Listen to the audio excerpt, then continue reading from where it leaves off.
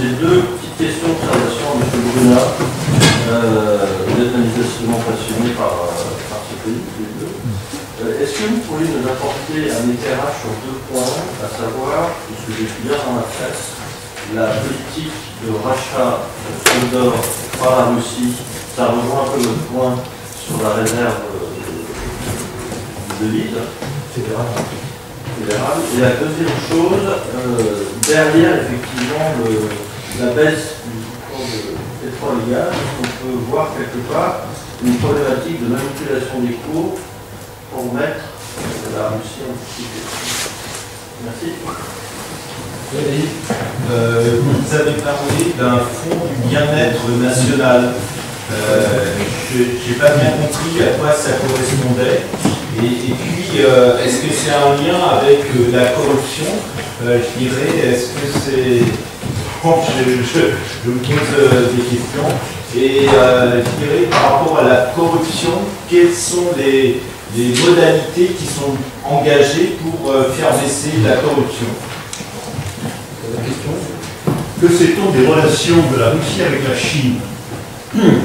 Si, en reprenant votre conclusion, les relations de la Russie avec l'Occident se dégradent, on sait que des compensations ont lieu à l'heure actuelle du côté de la Chine, notamment en matière de flux d'exportation russe de gaz, de pétrole vers la Chine. Est-ce que ceci aura des répercussions sur l'entrée de firmes chinoises parmi les partenaires des différents centres d'innovation? Et pour ce faire, il faudrait que l'on connaisse bien l'état des connaissances Chine-Russie dans les différents domaines de la Je pense que c'est une remarque très intéressante. Eric a peut-être un commentaire à donner là-dessus. Moi, je dirais que pour le moment, si vous voulez, les rapports économiques avec la Chine se développent. Entre la Russie et la Chine, se développent beaucoup, mais ils ne restent quand même pas au niveau qu'elles sont avec l'Occident encore actuellement. Même, hein. Si vous voulez, on n'est pas du tout à ce niveau. Alors peut-être que ça va changer, hein. C'est vrai qu'on peut penser raisonnablement que ça va changer. Maintenant, dans quel délai et avec quelle puissance, je ne sais pas. Alors, par contre, je n'ai pas encore les chiffrages vraiment là-dessus. Je ne sais pas, est-ce que tu as des informations là-dessus? Je vais vous donner mon avis sur les autres questions. Oui, bien sûr. Merci pour toutes ces questions. Première chose, les réserves de la Banque centrale, les réserves de la Banque centrale sont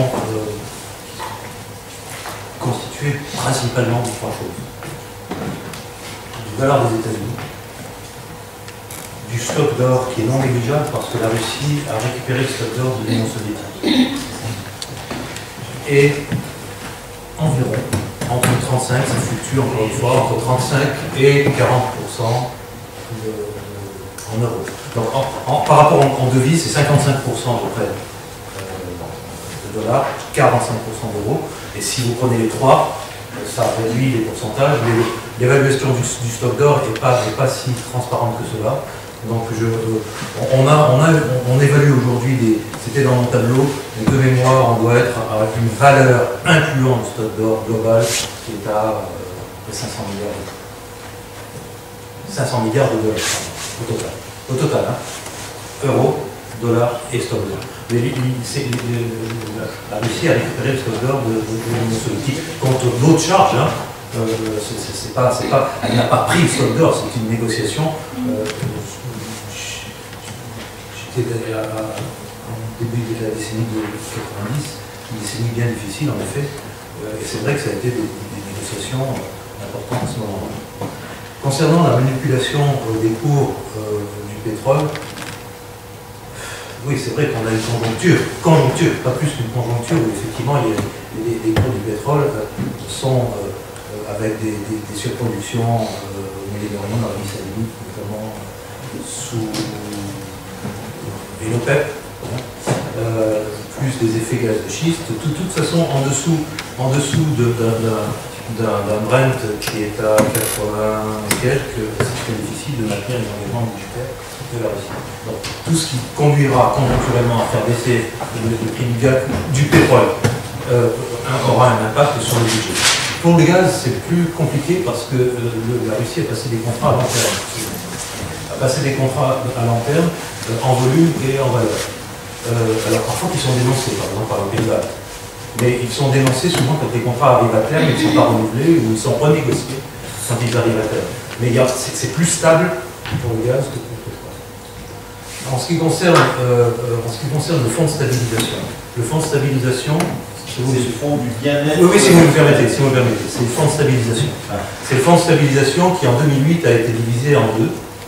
En 2008, il a été divisé en deux. Alors, le fonds de stabilisation a été créé pour amortir les fluctuations des cours de pétrole sur le marché mondial.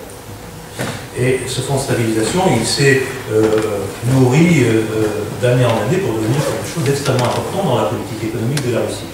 Et en effet, vous avez raison, depuis 2008, il se divise en deux fonds. Le fonds de réserve d'une part, qui continue d'avoir sa vocation d'essayer d'amortir les fluctuations du prix du pétrole, et un fonds. Alors, le fonds de réserve c'est quelque chose, c'est pas une loi des reins, mais il est à peu près, il ne doit pas normalement dépasser plus de 10% du PIB du fonds de réserve, qui est un des deux éléments du fonds de stabilisation, d'accord? À peu près 10% du PIB, et le reliquat ou le surplus va alimenter un fonds du bien-être national. Ce fonds du bien-être national doit être utilisé principalement pour le développement d'infrastructures, d'aménagement du pays. Concernant la corruption, il y a eu une question sur la corruption. C'est moi qui c'était lié à cette annonce. Non, c'est une deuxième question. Non, c'est pas une question directe sur la corruption. Non, la corruption, de toutes les façons, elle est liée à beaucoup de facteurs socio-économiques, mais entre autres, à la rudesse du désengagement de l'État, entre autres, c'est-à-dire que c'est pas ce paramètre, mais entre autres, à la rudesse du désengagement de l'État dans les années 92, 93, 94, 95, où vous avez eu des baisses drastiques de revenus des chercheurs, des médecins, des profs, de la fonction publique en général, et cette cure d'amaigrissement du budget de l'État au début des années 90 a souvent été compensée par un renoncement pour certains, et puis, ma foi pour d'autres, par des mesures qui ne sont pas toujours parfaitement légales pour vivre moins mal. Dans les années 90, la situation est meilleure aujourd'hui. Il y a aussi une forme de corruption assez nette dans l'administration, aussi pour ces raisons-là. Ceci étant, comme je le disais tout à l'heure dans mon exposé, la corruption européenne partout. Ce qui est assez agréable, c'est la corruption de l'administration. On peut trouver des politiques des moutons à 5 pattes un peu partout dans le monde, mais dans un pays aussi avancé que la Russie, aussi technologiquement avancé, avec une puissance de production et une qualité de la main-d'œuvre, bon, vous connaissez tout cela, il n'y a pas beaucoup d'exemples de niveau de corruption de l'administration.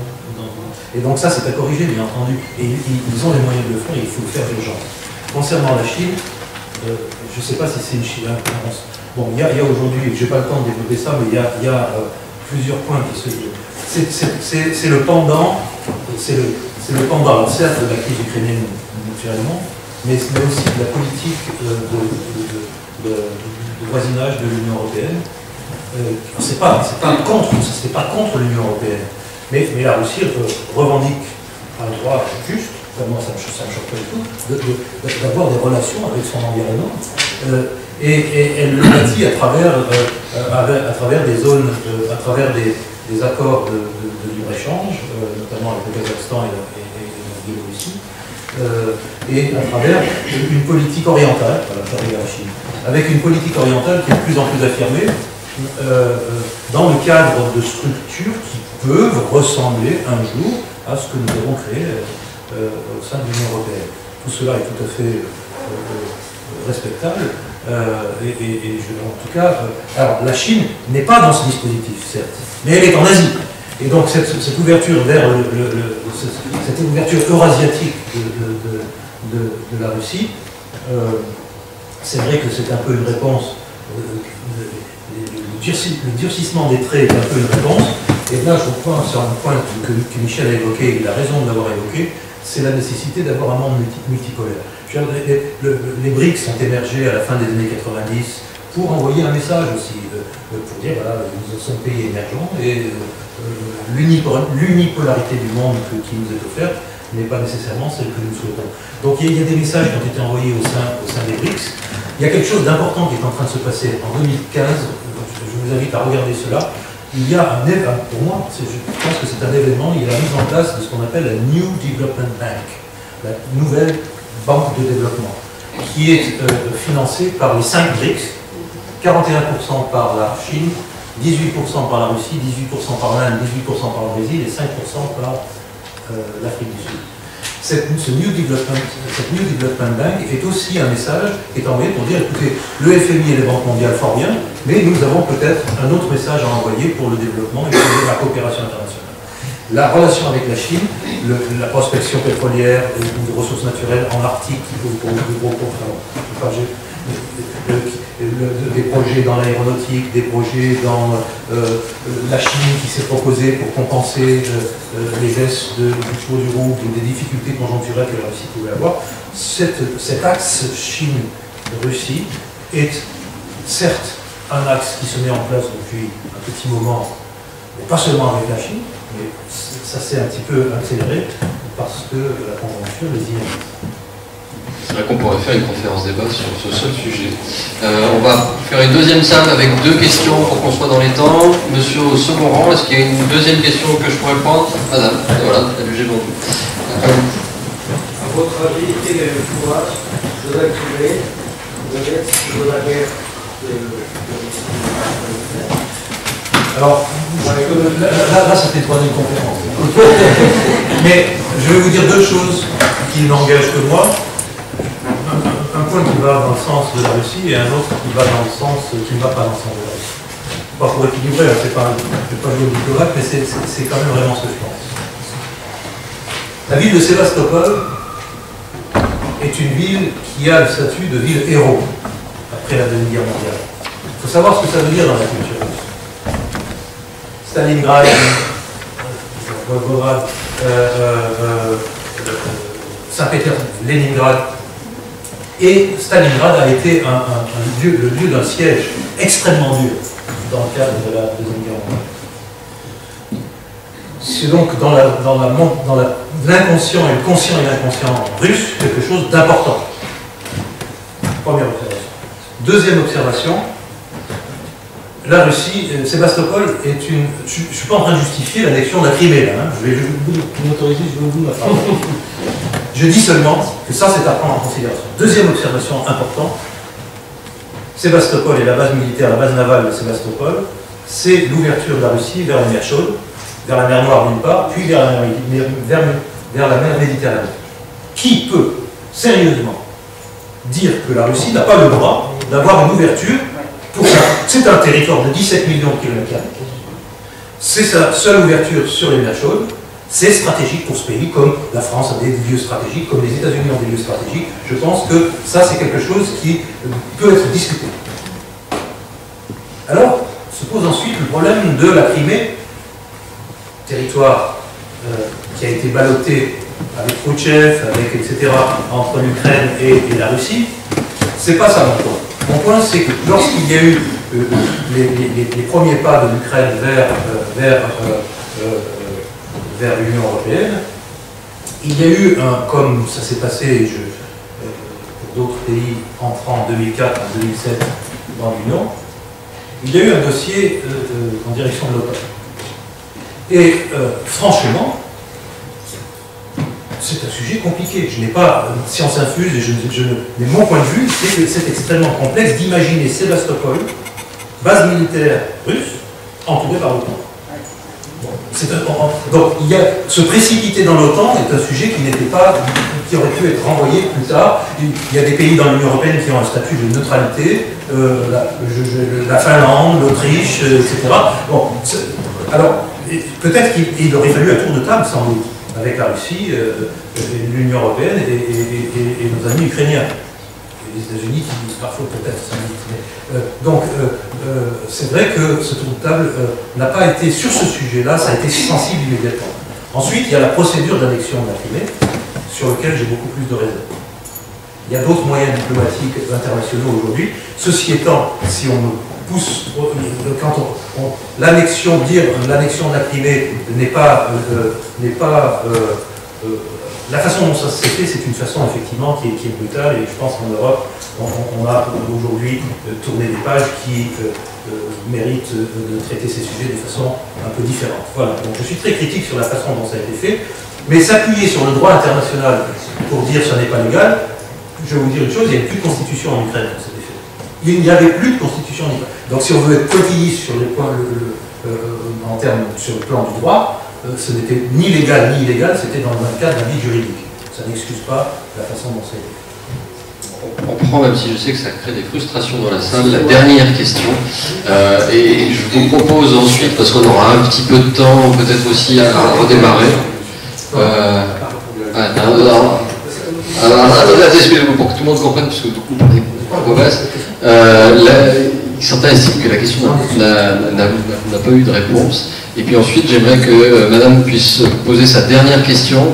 Et ensuite, vous pourrez discuter plus en off avec nos intervenants, parce qu'on pourrait durer, à mon avis, encore une bonne grosse heure. Alors, ma question était économique, ce n'est pas le problème politique, mais c'est un poids pour la Russie aujourd'hui. Alors, vous estimez ça combien? Ça va être un poids pour la Russie, certes. Ça va être aussi pour les Criméens, ils vont aussi être, ils vont être obligés d'aller. La conscription existe en Russie, elle n'existe plus en Ukraine. Il y a beaucoup de choses qui vont changer. Oui, je voudrais revenir à la corruption et un petit peu à la condition de la recherche telle qu'elle a été présentée globalement par les trois intervenants. Et il me semble quand même qu'il y a une dimension qui peut expliquer peut-être le retard de cette recherche et de développement. C'est justement le fait que, peut-être après une privatisation qui s'est faite dans de mauvaises conditions, mais aujourd'hui, il me semble que la part de l'État est immense. C'est-à-dire qu'on est dans le cadre là aussi d'une verticale du pouvoir où on n'accepte pas vraiment la concurrence. On n'accepte pas non plus, il y a l'opacité, vous l'avez dit, dans le droit, en particulier le droit de la propriété. Donc ce n'est guère encourageant non plus pour les investisseurs étrangers dont les contrats sont sujets à caution, et il y a donc des difficultés à voir clairement où on met les pieds quand on a une entreprise et quand on investit de l'argent aussi. Donc je crois que là c'est aussi un des éléments dont il faudrait peut-être que l'on parle et qui est politique. Utiliser, mais je ne pas qu'on se sépare sans que les évaluations sur le coût de la digestion de la Crimée, ça va avoir des coûts en termes d'infrastructure, en termes de retraite, en termes de cotisations de toutes sortes, etc. Et donc c'est vrai que ça va y avoir un coût très important pour la Crimée, qui, ça c'est clair que ça va peser pour la Russie. Très rapidement, madame. Très rapidement. À la fin des années 90, je l'ai dit tout à l'heure, la Russie était devenue une petite économie, avec un PIB qui était voisin de celui, je l'ai dit, des Pays-Bas, de la Belgique. La verticale du pouvoir de Vladimir Poutine peut se justifier. Il y avait un risque d'éclatement dans la Russie. Plus personne ne payait d'impôts. Il y avait en 1998, il y a eu une crise financière en Russie en août 1998 qui était catastrophique. Plus personne, l'administration de ce pays ne fonctionnait plus. Ou ne fonctionnait pas, pas comme vous voulez. Mais c'est à un point où plus personne ne payait l'impôt. Comment voulez-vous faire tourner un pays de 17 millions de kilomètres carrés avec une structure de recherche qui a envoyé Gagarine sur la Lune, presque, qui avait une structure dans de nombreux domaines scientifiques et techniques? Le budget de l'État était devenu un budget qui était à 3 à 4% de celui des États-Unis. Bon. La verticale du pouvoir, qui a été mal notée par les chancelleries occidentales, en disant il y a un recul de la démocratie, il y a ci, il y a ça. Mais les gouverneurs n'en faisaient qu'à leur tête à ce moment-là. Et attendez, je vais répondre à votre question parce que je partage votre avis sur le deuxième segment. Donc en 2000, quand Poutine a été Premier ministre de Yeltsin, puis ensuite sur son premier terme, il est arrivé avec 2 ou 3 objectifs. D'abord, il avait des prix gaziers et pétroliers qui lui permettaient de remplir les caisses, de rembourser les dettes du FMI, de rembourser la dette de la Banque mondiale et de pratiquer une politique de développement de sa classe moyenne avec deux objectifs. Un, de remettre en place l'État, un État normal, un État qui fonctionne, et qui fonctionne de façon imparfaite, j'en conviens, absolument. Moi-même, j'ai parlé de capitalisme monopoliste d'État. Bon. Donc, il a remis en marche l'État, et puis son deuxième objectif, qui alors là, pour le coup, n'est pas très bien réussi, hein, c'est de faire rayonner de nouveau la Russie sur la scène internationale. Ça, c'était ses deux objectifs. Et financé par le gaz et le pétrole. Mais c'était une politique de court terme. Donc la verticale du pouvoir, pour sauver l'intégrité du territoire et sauver le fonctionnement je pense que si nous avions été russes les uns et les autres, on aurait quand même regardé cette politique de très près, ça a du sens. Ensuite, en effet, la collusion, imbrication, concentration héritée des années 90, donc un capital privé terriblement concentré, très peu de concurrence, avec des prix qui sont donc, par conséquent, qui ne bénéficient pas aux consommateurs finaux. Avec une reprise en main du public dans le secteur gazier et pétrolier, avec des imbrications qui sont en fait faites d'opacité, de corruption et de choses comme ça qu'il faudra absolument corriger si l'on veut sécuriser les investissements étrangers. Et là, c'est là où je vous rejoins là, où si on veut sécuriser les investissements directs étrangers indispensables à la modernisation du pays. Merci, je crois que ce sera le mot de la fin. Je voudrais qu'on applaudisse bien tous nos intervenants.